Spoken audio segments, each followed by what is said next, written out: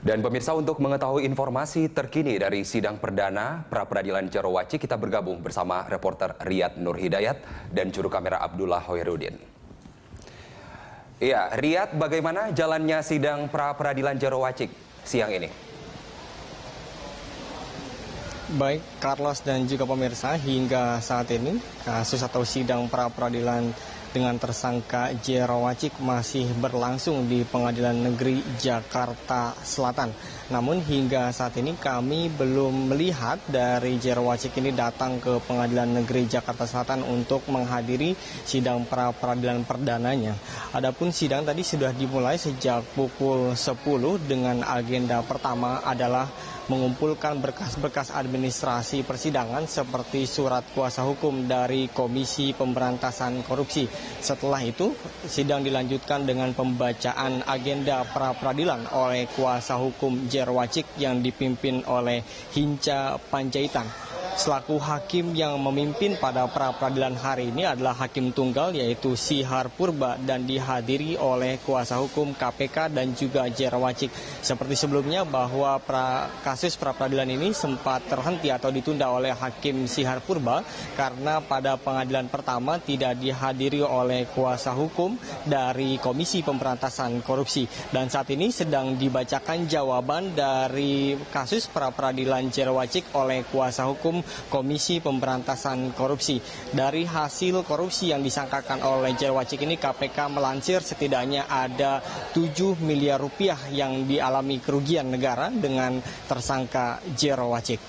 Carlos. Iya, Riyad, meski masih berlangsung kemudian tidak terlihat adanya Jero Wacik, apakah Anda sudah mendapat tanggapan dari tim kuasa hukum Jero terkait sidang hari ini?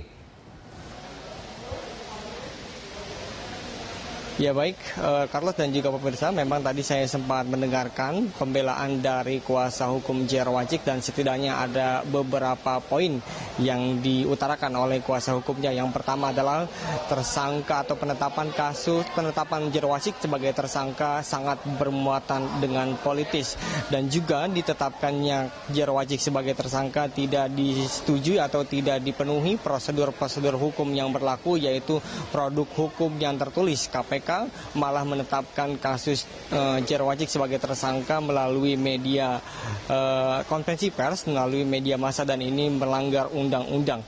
Kemudian menurut kuasa hukum dari Jero Wacik juga KPK telah melakukan melampaui tugasnya dengan menertibkan surat kepada Komisi Pemberantasan Korupsi terkait dengan penangguhan Jero Wacik sebagai anggota DPR. Kemudian daripada itu mereka menyanggah bahwa kasus hukum yang dijerat oleh Jero Wacik pada saat menjabat Menteri Kebudayaan dan Pariwisata pada tahun 2008 dan 2011 tidak memenuhi persyaratan Jero Wacik ditetapkan sebagai tersangka. Dan yang terakhir, kuasa hukum dari Jero Wacik menilai bahwa penetapan Jero Wacik sebagai tersangka korupsi tidak memiliki bukti yang kuat. Justru KPK melalui tata hukumnya melakukan suatu kesalahan prosedur di mana KPK menetapkan terlebih dahulu Jero Wacik sebagai tersangka, baru mengumpulkan bukti-bukti yang menguatkan Jero Wacik sebagai tersangka.